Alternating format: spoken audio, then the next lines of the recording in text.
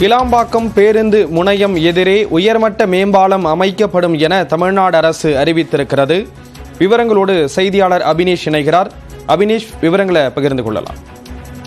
ஸ்ரீராம், கிளாம்பாக்கம் கலைஞர் நூற்றாண்டு பேருந்து முனையத்திற்கு எதிரே ஜிஎஸ்டி சாலையில் ஏற்படும் போக்குவரத்து நெரிசலுக்கு ஒரு புதிய நிரந்தர தீர்வாக தேசிய நெடுஞ்சாலை ஆணையம் மூலமாக வண்டலூர் சந்திப்பு முதல் காட்டாங்குளத்தூர் வரை முதற்கட்டமாக ஒரு உயர்மட்ட பாலம் அமைக்க திட்டமிடப்பட்டிருக்கிறது.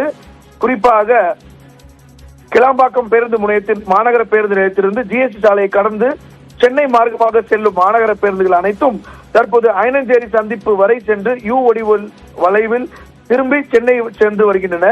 இதனால் தேவையற்ற கால விரயமும் போக்குவரத்து நெரிசலும் அந்த பகுதியில் ஏற்படுகிறது. இதை கருத்தில் கொண்டு இதற்கு நிரந்தர தீர்வாக கிளாம்பாக்கம் பேருந்து முனையத்திற்கு எதிரில் ஜிஎஸ்டி சாலையில் தேசிய நெடுஞ்சாலை ஆணையம் நகாய் மூலமாக வண்டலூர் சந்திப்பு முதல் காட்டாங்குளத்தூர் வரை முதற்கட்டமாக ஒரு உயர்மட்ட மேம்பாலம் அமைக்க ஏற்கனவே முடிவு செய்யப்பட்டு அதற்கான விரிவான திட்ட அறிக்கை என்பது தயார் செய்யக்கூடிய பணிகளை நகாய் எடுத்து வருகிறது. தற்போது விரைவாக மேற்கொள்ளப்பட்டு வரக்கூடிய நிலையில இந்த ஆண்டில் இந்த பணிகள் துவங்கும் அப்படிங்கிறதும் எதிர்பார்க்கப்படுகிறது.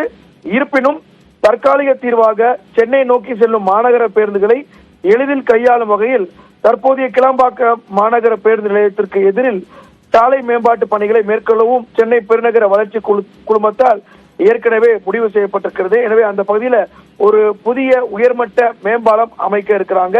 இதன் மூலமாக போக்குவரத்து நெரிசலை குறைக்க திட்டமிட்டுள்ளனர் சென்னை பெருநகர வளர்ச்சி குழுமத்தினர். விவரங்களை வழங்கியதற்கு நன்றி அபினேஷ்.